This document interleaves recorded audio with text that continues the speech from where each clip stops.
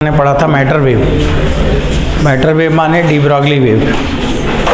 तो last class में discuss कर रहा था मैं कि अगर कोई भी बॉडी है और उसमें बॉडी हो, पार्टिकल हो, और अगर उसमें मोमेंटम है तो वहाँ पे वो वेव नेचर शो करेगा। तो अगर कोई बॉडी है उसमें मोमेंटम p है तो de Broglie wavelength lambda equal to h/p। मैंने ये पढ़ा था पिछले क्लास में और इसमें आपको बताया था कि मोमेंटम निकालना है। अब अगर काइनेटिक एनर्जी दिया है तो p equal to √2m k लिखेंगे, और अगर कोई चार्ज है तो उसकी kinetic energy charge into potential लिखेंगे, और अगर कोई पार्टिकल है thermal particle energy due to temperature, तो वहाँ पे जहाँ पे काइनेटिक एनर्जी है वहाँ पे हमें ½ kT 3/2 kT यूज़ करना है। तो वो सारे पॉइंट्स हो गए थे। अब हमें एक आध दो क्वेश्चन एक दो बात डिस्कस करनी है। इसके बाद फिर आज का आपका टॉपिक है सेमीकंडक्टर फिजिक्स। तो बच्चों एक पहले हम प्रॉब्लम लेते हैं, एक सवाल लेते हैं, और एक क्वेश्चन मैं दिया भी था। अब वो सवाल की बात कर लेंगे और पहले क्वेश्चन आप लिख लो। लिखो, प्रॉब्लम लिखना है सीधे। Required energy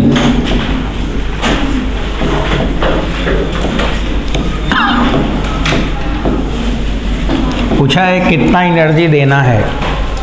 required energy for decrease de Broglie wavelength of electron from 100 picometre to 50 picometre. तो लिखो required energy in decrease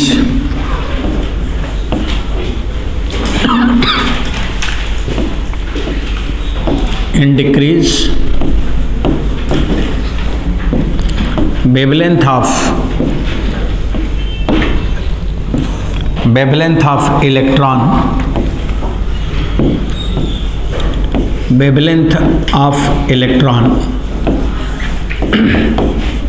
wavelength of electron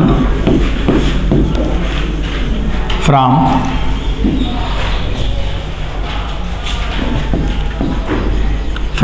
100 picometre, pico माने 10⁻⁻, कितना 12, और एंगस्ट्रॉम होगा तो 10⁻⁻10। तो 100 पिकोमीटर टू 50 पिकोमीटर। बच्चों इसको लगाओ, आपको ज़रूरत पड़ेगा। तो मास ऑफ इलेक्ट्रॉन 9.1 होता है, but you take its value 9 × 10⁻31 kilogram. तो mass of electron question paper में आपको ज़रूरत पड़ेगा तो उसी को ले लेना। अब आपसे पूछा है कितना एनर्जी देना है इलेक्ट्रॉन की वेवलेंथ डिक्रीज करने में। तो एनर्जी देंगे तभी तो वेवलेंथ कम होगा। Lower wavelength associated more energy. तो अब आपको ये पता करना है बच्चों, ये जो क्वेश्चन दिया है ना उसको बस आप जल्दी से थोड़ा सा थिंक करो और कोई फार्मूला बना लो तो बता के आगे बढ़ा लो।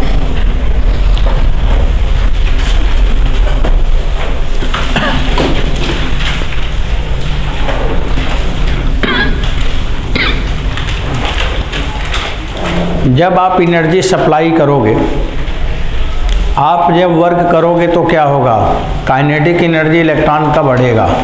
From mechanics work energy theorem, if you do work there will change in kinetic energy.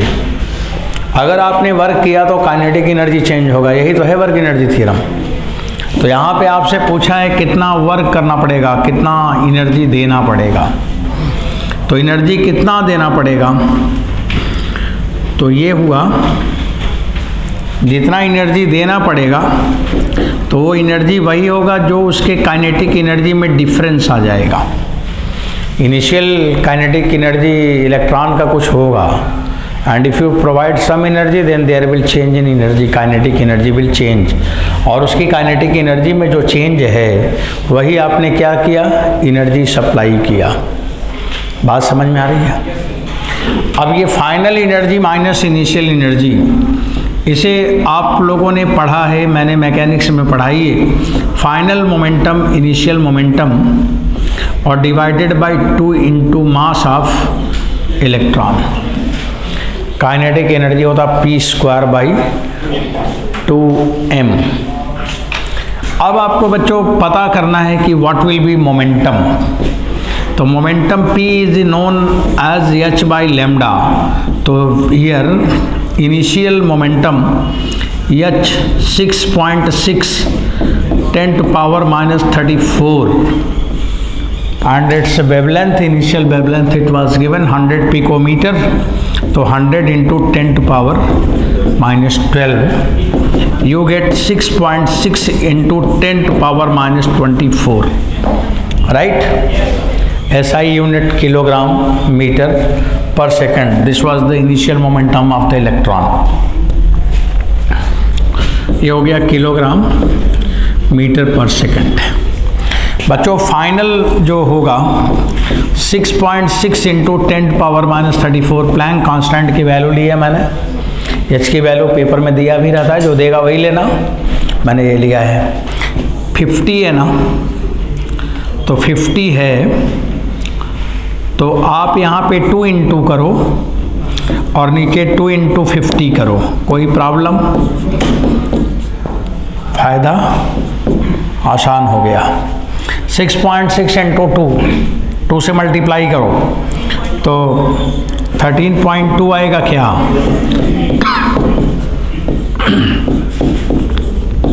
Kilogram metre पर सेकंड।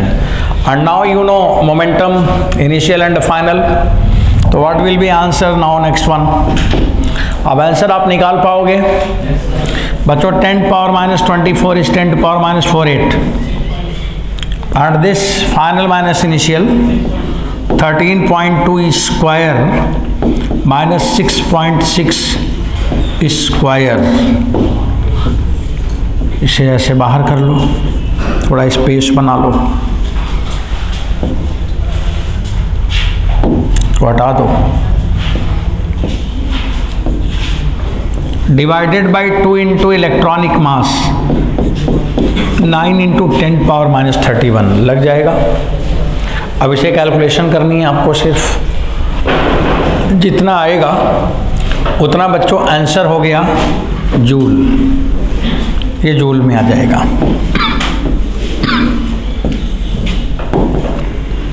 आप इसे और सिंप्लीफाई कर लो, एक बार इन दोनों को प्लस करोगे 13.2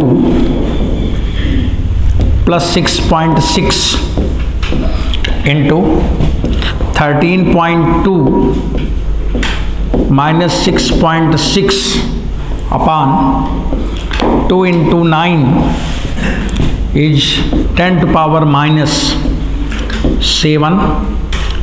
17 आएगा क्या? सही है। आप इसे जब सॉल्व करोगे तो ये कितना हो जाएगा? ये 3 इंटू 6.6 ना, 6.6 कॉमन ले लोगे तो 1 + 2 नहीं आएगा, तो 3 इंटू 6.6 और ये 6.6, 3 से 3 हो जाएगा फ्री, हाँ, और एक 6.6 से हो जाएगा 6 1.1, इधर उधर कर दोगे आंसर आ जाएगा। समझे इधर उधर क्या मतलब है? इधर उधर माने आंसर निकालो, इधर उधर का मतलब यही है। तो 6.6 इंटू 3 ये हुआ, इंटू 6.6 हुआ, अपॉन 2 इंटू 9 हुआ, और 10 टू पावर माइनस 17 जूल हुआ। और इसके बाद का बात ये हुआ बच्चों 3 और 3 और 6 और 1.1। Next 6.6 into 1.1 into 10 to power minus 17 joule. You can change into electron volt. How can you change into electron volt? Because energy in term of electron volt आपको पेपर में देगा, आपको आंसर किस में देगा, इलेक्ट्रॉन वोल्ट में देगा। अब आप बदल नहीं पाएंगे, इतना आंसर लिख के देखेंगे मैच ही नहीं करेगा। आप सवाल को देखेंगे, सवाल आपको देखे। हाँ, अब ये जूल में है, इसको बनाना इलेक्ट्रॉन वोल्ट में है, तो बता रहे हैं मल्टीप्लाई कर दिया जाए। 1 electron volt equal to 1.6 into 10⁻⁻19 joule. तो बच्चों change in energy delta E in electron volt, ये आपको आंसर में मिलेगा, तो ये बदलना आना चाहिए। पता चला इतना सवाल लिख के आप इसके बाद भी चौपट हो गए। तो 6.6 इंटू 1.1 10⁻⁻17 1.6 इंटू 10⁻⁻19 इलेक्ट्रॉन वोल्ट। अब लगा लेंगे तो अप्रॉक्सीमेट जो आंसर आएगा वो रिजल्ट हो जाएगा।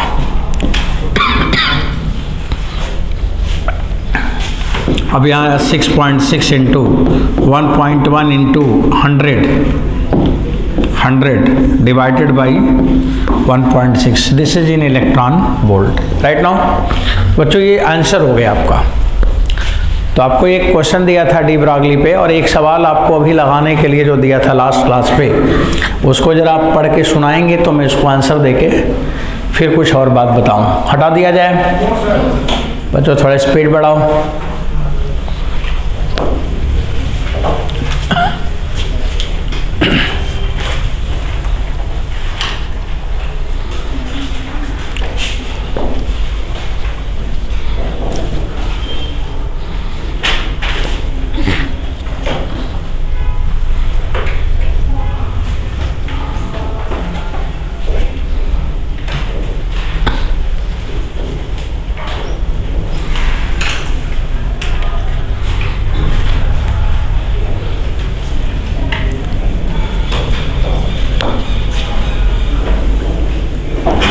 ठीक है, आगे बढ़ते हैं। अब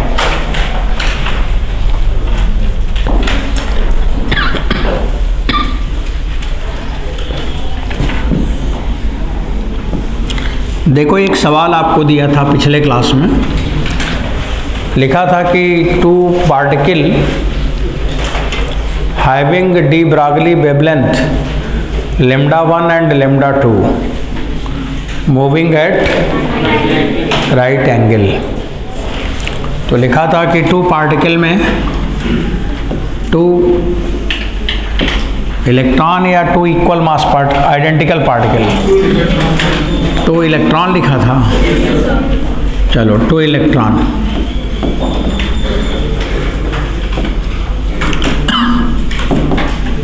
moving at 2 electron having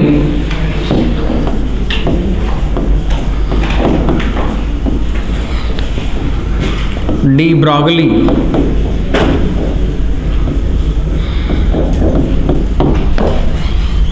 wavelength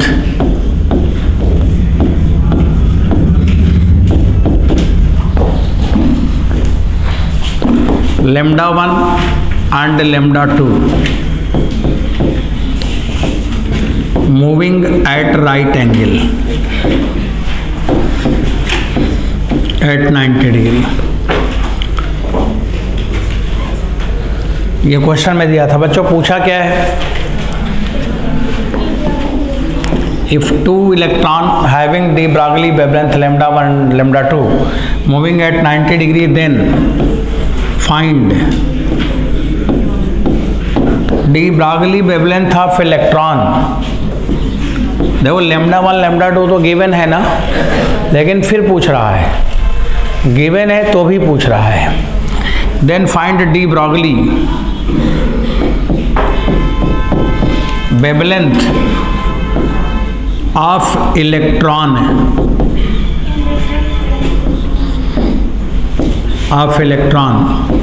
इन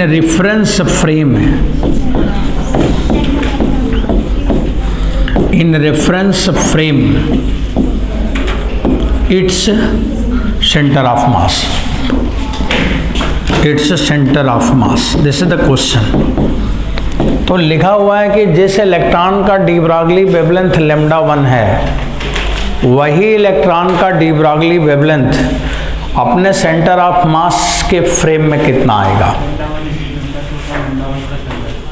तो आंसर आपके क्लास से आया है lambda 1 lambda 2 upon lambda 1 plus lambda 2।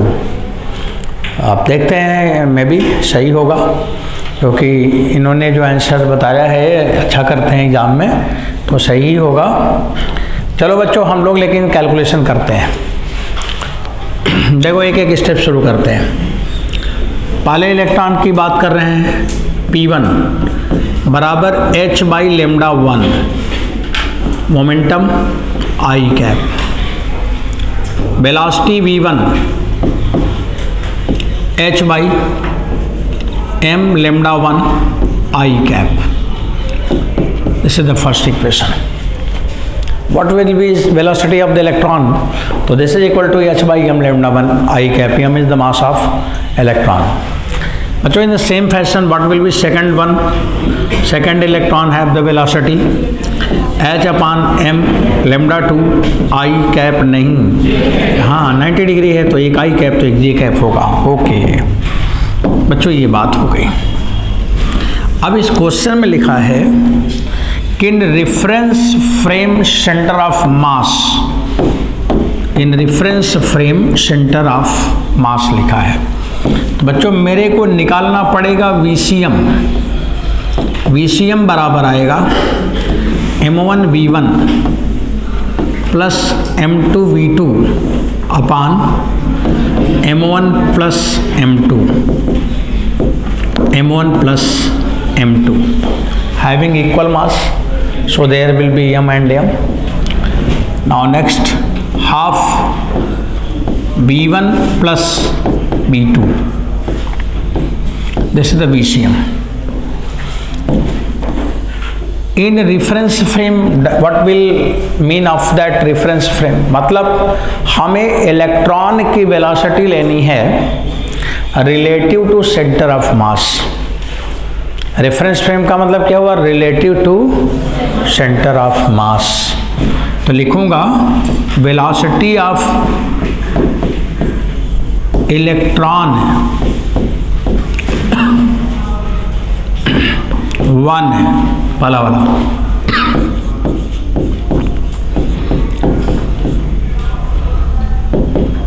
Relative to its centre of mass, its centre of mass. तो बच्चों मैं लिखूंगा V1 रिलेटिव टू C, या ऐसे लिख दिया जाए V1C, मतलब V1 relative to centre of mass. आप भी लिख सकते हैं आप। इक्वल टू लिखोगे V1 माइनस VCM। रिलेटिव तो ऐसे निकालते हो ना कि ए का बी के रिस्पेक्ट में, तो VA माइनस VB। तो निकालना तो इलेक्ट्रॉन का ही वेलोसिटी है पर relative to centre of mass, तो इसलिए माइनस कर रहे हैं आप। अब बच्चों इस V1 में VCM माइनस करो,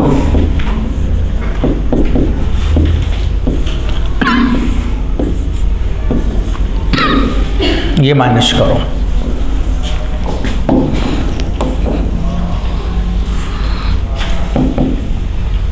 तब आएगा V1C, माइनस करो V1 माइनस V2 अपान 2 आएगा, यही आएगा।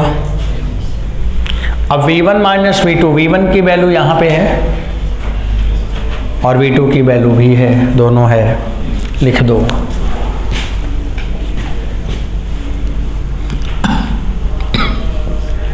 क्या लिखोगे बच्चों?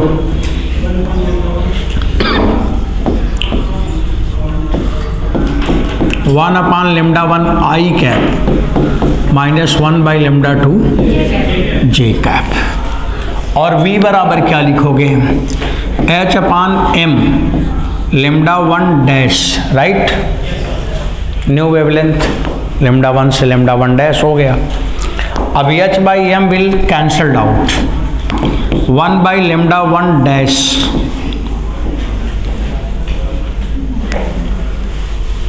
अब आप इसको ऐसे कर लो, राइट, बिकॉज वेवलेंथ तो वेक्टर होगा नहीं, तो आप यहाँ पे ऐसे रहने दो, इसमें क्या लगा दोगे, मॉड, और इसमें वेक्टर लगाओ ही मत, ओके।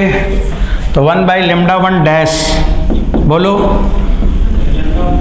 रूट में 1 by lambda 1 square plus 1 by lambda 2 square, 1 upon lambda 1 dash equal root के अंदर lambda 2 स्क्वायर या lambda 1 स्क्वायर, 1 ही लिख दो पहले, plus lambda 2 square divided by lambda 1 lambda 2।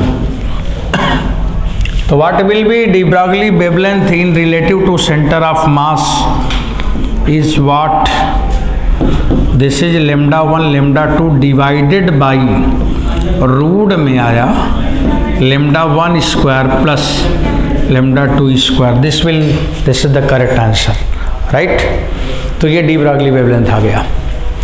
ऐसे ही आप जब निकालोगे बच्चों lambda 2 डैश ना, तो सेम वैल्यू आएगा, निकाल के देखोगे तो सेम, कोई चेंज नहीं आएगा, बस वही होगा ना। देखो उसमें क्या होगा, V2 माइनस कर देना, तो यहाँ पे जो V1 माइनस V2 है वो V2 माइनस V1 आ जाएगा, बाकी मैग्नीट्यूड तो वही आएगा, यहाँ lambda 1 डैश है वहाँ lambda 2 डैश हो जाएगा।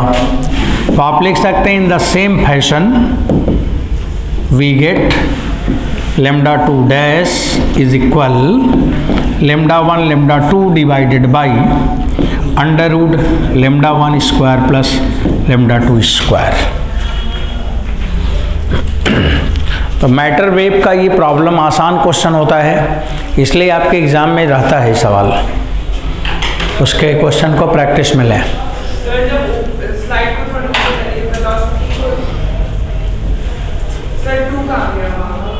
कहाँ का,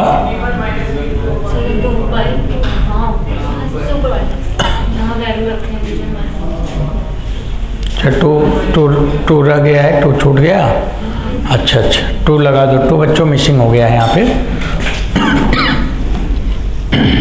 यही ना, हाँ 1/2 आएगा, यहाँ पे 1/2 होगा, यहाँ भी 2 होगा, शाबाश, ऐसे केयर करना चाहिए, देखते रहना चाहिए।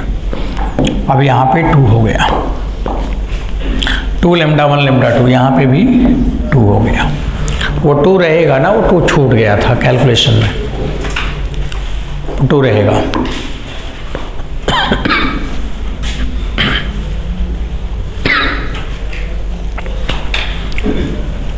तो डी ब्रॉगली वेवलेंथ आपको centre of mass reference frame में निकालना आ गया। तो अभी आजकल क्वेश्चन का थोड़ा ट्रैक बदल के टीचर लोग ऐसे सवाल ज़्यादा पूछ रहे हैं, क्योंकि मॉडर्न फिजिक्स है ना ये, तो सेंटर ऑफ मास मैकेनिक्स भी यूज़ कर लिया कि सेंटर ऑफ मास चैप्टर पढ़े होंगे तो काम चलेगा, नहीं यहाँ पे रुक जाएंगे।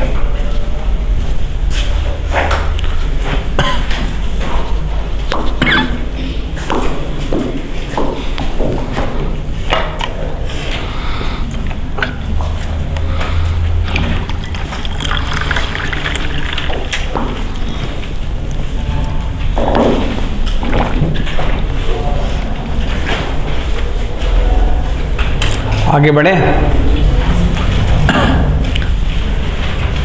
बच्चों, अभी एक बात और रह गया हम लोगों को समझने के लिए कि सेंटर ऑफ मास के तो रेफरेंस फ्रेम वाला क्वेश्चन हो ही गया, और अब सेंटर ऑफ मास का ये क्वेश्चन एक और था, बट चलो उसे हम टेस्ट पेपर में इंक्लूड करेंगे। अब आपको दूसरी बात ये बताएंगे कि ये मैटर वेव की स्पीड कितनी होती है। तो पिछले क्लास में आपको लिखवाया था कि it is more than speed of light, पढ़ाया था ना, आज उसी को देखेंगे कि कैसे आ रहा है वो। तो आप लिखो स्पीड ऑफ मैटर वेव, अगला पॉइंट यही है, छोटा छोटा पॉइंट है एक दो।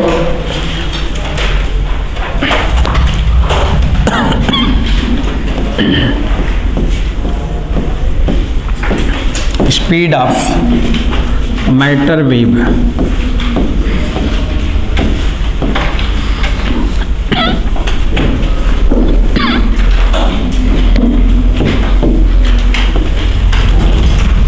अब हम लोग मैटर वेव का स्पीड निकालेंगे।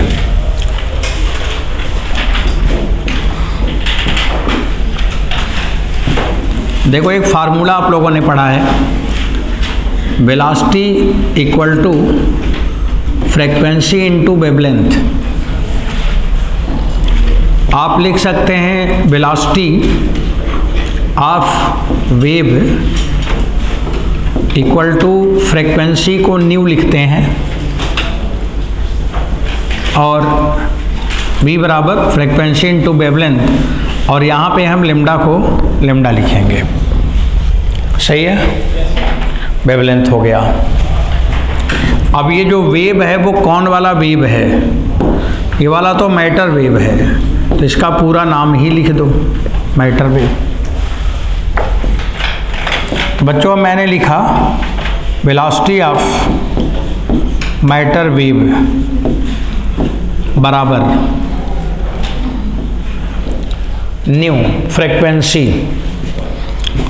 रहने दो, lambda equal to h upon momentum.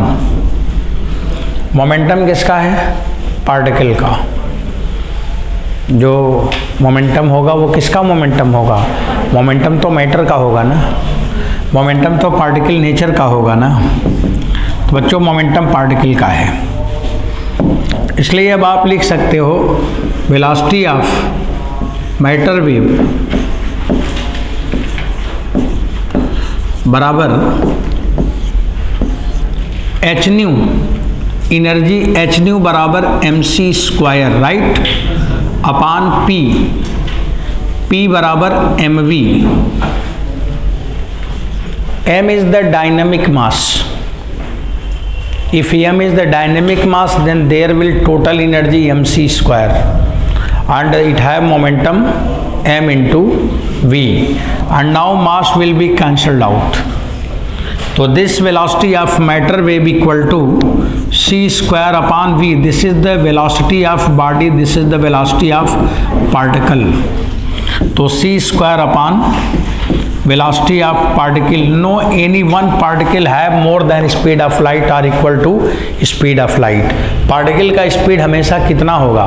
अगर वो पार्टिकल नेचर है तो उसकी स्पीड हमेशा लाइट से कम होगा। तो यहाँ पे हम लिखेंगे here v particle less than speed of light,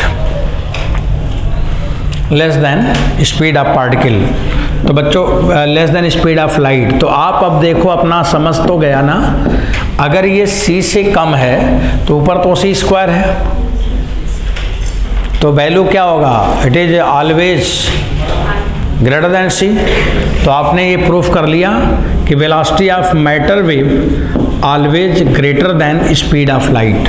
तो आप लिखते हो कि it is more than speed of light. मान लो कोई पूछ ही ली कि बताओ कैसे आ रहा है स्पीड ऑफ लाइट से ज़्यादा, तो आप बता दो, बोलो देखो ऐसे ही आता है, देख लो आया, तो इसका स्पीड लाइट से ज़्यादा है। समझ आया बच्चों? इसे लिखने के बाद फिर तैयार।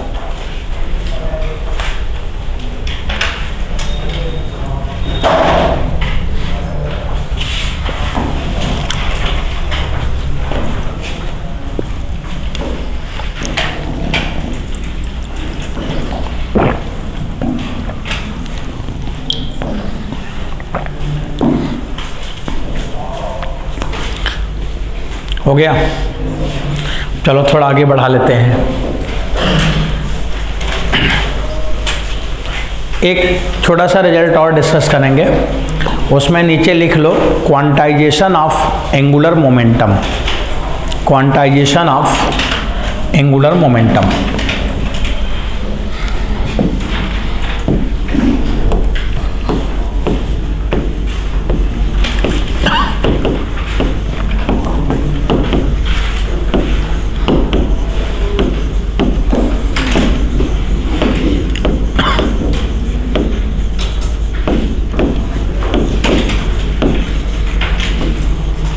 पढ़ेंगे quantization of angular momentum.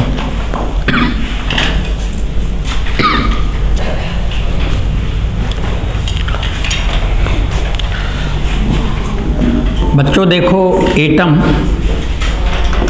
Atom जो हम लोग पढ़ते हैं, ये एटम दो तरह का होता है। एक एटम है स्टेबल और एक एटम है अनस्टेबल।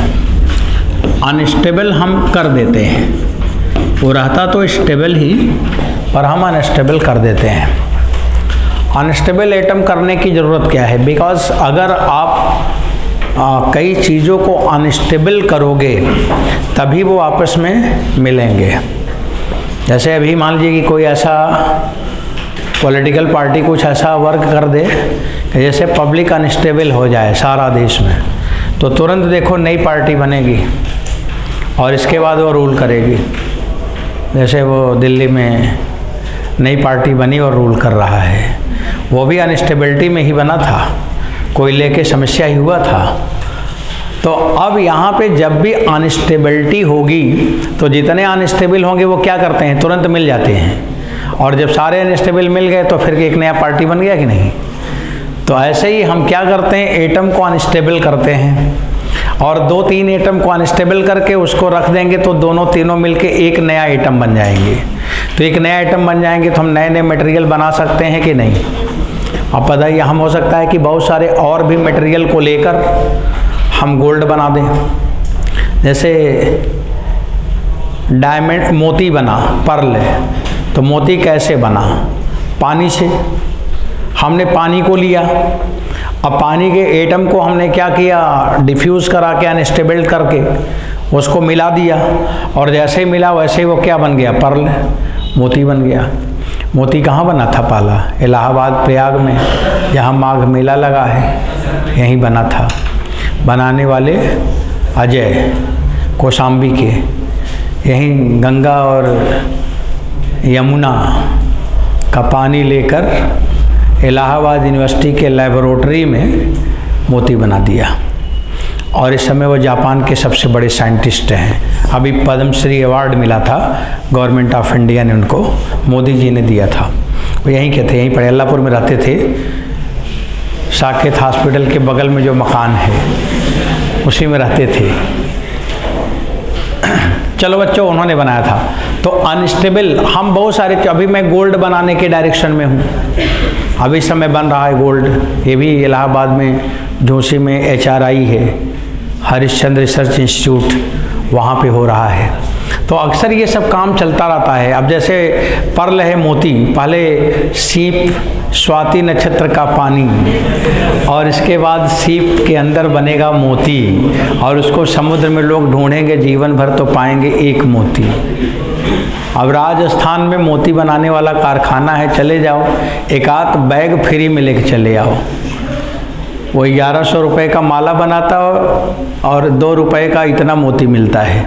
अब बहुत सस्ता हो गया। ऐसे ही हम गोल्ड को बनाना चाहते हैं कि 10 रुपये में बड़े बड़े चेन मिल जाएं गोल्ड का। तो वो कैसे मिलेगा? वो ऐसे ही मिलेगा कि जब हम अनस्टेबल चीज़ों को मिला के बनाएंगे तो कुछ नया बनता रहेगा। तो बच्चों ये रिसर्च वर्क है, हमें इधर नहीं जाना है। एटॉमिक फिजिक्स से जो रिसर्च करते हैं वो पढ़ते हैं, जैसे एटम बम वगैरह बना है, ऐसे बना है। आपको पढ़ना कौन सा एटम है? Stable atom.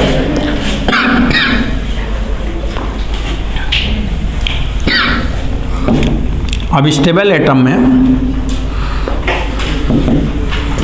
अपने टॉपिक की तरफ फोकस रहिए। ये कोई ऑर्बिट है। अब इस ऑर्बिट में इलेक्ट्रॉन मोशन करता है। हाँ, ऑर्बिट में क्या करता है? इलेक्ट्रॉन चलता है। अब इलेक्ट्रॉन चलता है तो कैसे चलता है? इलेक्ट्रॉन चलता होगा तो किस फॉर्म में चलता होगा? तो जब इलेक्ट्रॉन चल रहा है इसके अंदर, एटम मतलब ऑर्बिट में, तो इस तरह से चलता है। बना रहा हूँ।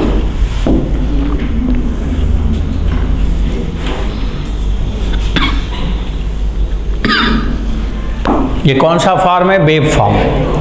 तो वेव फॉर्म में चलता है। इलेक्ट्रॉन का कौन सा नेचर है? Wave nature. तो इलेक्ट्रॉन का जब वेव नेचर आया तभी टेलीविज़न बना, तभी कैथोड रे ऑसिलोस्कोप बना, तभी जब अस्पताल में जाते हैं तो लगा देता है, हार्ट बीट ऐसे ऐसे चलता रहता है ना एक स्क्रीन पर, और आदमी देखता बोलता है देखो क्या चल रहा है इसके अंदर से। उसके अंदर से नहीं चल रहा है, उसके अंदर क्या समस्या है वो चल रहा है। तो उसमें किसका नेचर है? इलेक्ट्रॉन का वेव नेचर है। तो हमने ये सारे डिवाइस बना लिए। तो इलेक्ट्रॉन का वेव नेचर लिया तो इलेक्ट्रॉन माइक्रोस्कोप बना लिया। तो इलेक्ट्रॉन का नेचर वेव नेचर ही है, सोमरफेल्ड मॉडल यही है। और आप लोग उसमें पढ़ते हैं ना, वो एक इक्वेशन पढ़ते हैं, पढ़ा कि नहीं एटम में? कोई इक्वेशन पढ़ा? हाँ, श्रोडिंगर वेव इक्वेशन, उसका नाम ही है श्रोडिंगर वेव है। तो वेव फॉर्म में वो इक्वेशन है, वो सारी इक्वेशंस हैं। तो बच्चों वेव नेचर है। मेरे को छोटी सी बात बतानी है बस। अब देखो ये इलेक्ट्रॉन का एक रास्ता ये है, ऐसे चलेगा, दूसरा रास्ता ऐसे है चलने का, ऐसे चलेगा, ये चलेगा। अब इसका दो पाथ है, हो गया, एक ऊपर वाला एक नीचे वाला। अब देखो ये कौन सा वेव बनाता है? इलेक्ट्रॉन मूविंग इन ऑर्बिट, तो इट प्रोड्यूस स्टेशनरी वेव। कौन सा वेव? Stationary wave. इसका मतलब है कि electron do not loss its energy. Stationary wave का मतलब है कि there will no transmission of energy, energy bounded है। तो यहाँ पे इलेक्ट्रॉन कोई एनर्जी लॉस नहीं करता क्योंकि वो स्टेशनरी वेव बनाता है। वेव कैसा है? Stationary wave.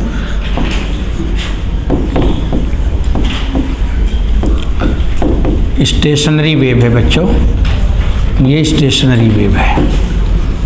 और प्रिंसिपल क्वांटम नंबर, आप पढ़ते हैं ना प्रिंसिपल क्वांटम नंबर, तो प्रिंसिपल क्वांटम नंबर क्या होता है? Number of stationary wave. कितने स्टेशनरी वेव बने उसी के नंबर को प्रिंसिपल क्वांटम नंबर कहते हैं।